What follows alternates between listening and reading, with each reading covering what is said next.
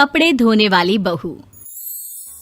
शादी के पहले से ही विभा को कपड़े धोने का बड़ा शौक था। कभी नल के नीचे तो कभी तालाब के पास। अरे मेरी नीली वाली लुंगी नहीं दिख रही है। विभा की अम्मा, कहाँ रखी है लुंगी? अरे वो तो विभा ने परसों ही धोकर रखी थी आपकी अलमारी में, देखो वहीं होगी। वो ना मैंने आज धो दी, मुझे लगा कि गंदी हो गई होगी। अरे कैसे गंदी हो गई थी? उसे तो मैंने पहना भी नहीं। हे भगवान, इस लड़की के कपड़े धोने की आदत से परेशान हो गया हूँ मैं। जितना तो घर में राशन नहीं आता, उससे कहीं ज्यादा डिटर्जेंट पाउडर का खर्चा है। इसकी शादी करवा दो, शादी जाए अपने घर में ही करे काम, फिर चाहे घर के कपड़े धोने हो या पूरे गांव के।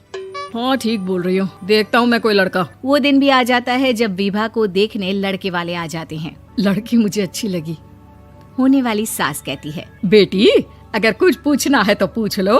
वैसे तो हमारी लड़की बहुत ही शर्मीली है, जो बोल दो वो मान लेती है, इसे क्या पूछना होगा। अरे कैसी बात कर रही हो माँ, मुझे इन लोगों के घर रहना है, सवाल तो कई है। हाँ हाँ बेटा, पूछ लो ना, क्या पूछना है। आप लोगों के घर कपड़े कौन धोता है? सास का मुंह बन जाता है। देखो, अगर तुम ये कहना चाहती हो कि तुम्हें कपड़े धोने नहीं आते तो सुन लो, कपड़े मैं ही धोती हूँ, लेकिन तुम्हारे आ जाने के बाद मैं रुमाल तक नहीं धोऊंगी। अरे चुप रहना भाग्यवान, बहू बेचारी घर आई नहीं, उसे डराना शुरू कर दिया। वो क्या है ना बिटिया, अभी तक तो ये कल्लू की माँ ही धोती थी, लेकिन अब तुम्हारे पापा तो दहेज में वॉशिंग मशीन देंगे ही। तभी विभा की माँ बोल पड़ती है, सवाल भी पूछा तो क्या। वैसे भाई साहब, मशीन की तो फिर भी कपड़े धोने की कैपेसिटी होती है। मतलब जो बिटिया दे रहे हैं ना विभा, इसे कपड़े धोने का बहुत शौक है। ये आप लोगों के क्या, आस पड़ोस गांव मोहल्ले सबके कपड़े धो दे और उफ तक ना करे। बाहर देखा नहीं आपने कितने कपड़े सूख रहे हैं? सब हमारी बिटिया ने ही तो धोए हैं। बस भी करो ना माँ, शर्म आ रही इतनी तारीफ सुनकर। और तो और एक दाग निकाल कर दिखाओ तो मान जाऊं। हाँ अच्छा, माफ करना बेटा, मैंने गलत समझा। हमें तो रिश्ता बहुत पसंद है। और ऐसे जुड़ जाता है रिश्ता कपड़े धोने का शौक रखने वाली विभा का। उसकी शादी हो जाती है कोयला फैक्ट्री में काम करने वाले कल्लू के साथ। शादी के बाद अचानक विभा चिल्लाती हुई सास के पास आती है। सासू माँ, अरे सासू माँ कहाँ है आप? ये तो धोखा है, धोखा दिया आप लोगों ने मुझे। इसे ससुर के चक्कर के बारे में पता चल गया। अरे तो उसमें तुझे क्यों धोखा मिला है? अरे नल में पानी नहीं आता, कपड़े कैसे कब धुलेंगे? अच्छा, तू पानी नहीं आ रहा उसकी बात कर रही है। तो आपने क्या सोचा? कुछ नहीं। अच्छा, तेरी माँ ने कहा था कि कपड़े धोने का शौक है तुझे, याद आया मुझे। शौक बोलकर कपड़े धोने वाले मेरे जुनून को कम ना आके सासू माँ, कपड़ा धोना मेरा गुरूर है। तभी पति भी वहाँ आ जाता है। अभी मैंने इसे सनी देओल की फिल्म दिखाई है, उसी के डायलॉग मार रही है माँ। अच्छा सुन, साफ बता रही हूँ, पानी सुबह 4 से 6 और शाम को 10 से 12 आता है, समझी? विभा टाइमिंग सुनकर हैरान हो जाती है। ये क्या भूतों का मोहल्ला है?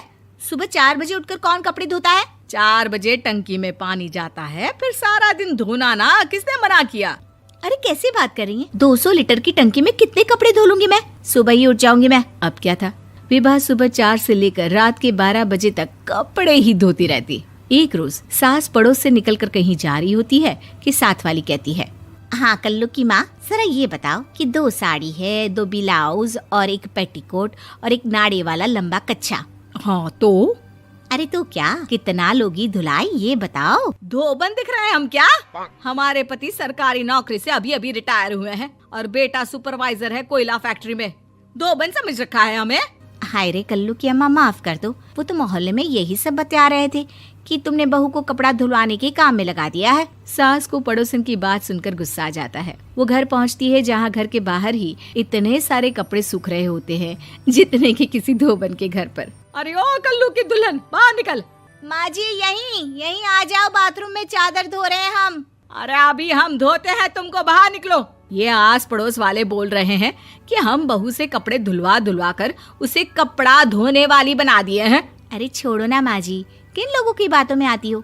आस पास के लोगों का तो काम ही होता है कि वो किसी तरह सास बहू को लड़ा दे। बहू सारे घर के कपड़े धोती है, ये क्या कम है? बोलिए।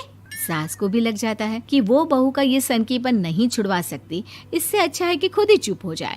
एक रोज सास और बहू मंदिर जाते हैं, जहाँ सास की साड़ी वहाँ खड़ी भीख मांगने वाली से मिलती है। माँ जी क्या बात है, आपकी साड़ी उस भिखारन से कितनी मिल रही है ना? हाँ हाँ देखो तो, दोनों की साड़ी मिल रही है। क्या बात है कल्लू की अम्मा, तुम खुद को तो अफसर की बीवी बताती हो और ऐसी सिंपल सी प्लेन साड़ी पहनकर घूमती हो। सिंपल और प्लेन नहीं है ये साड़ी। तो क्या सोने के धागे से फूल बने हैं?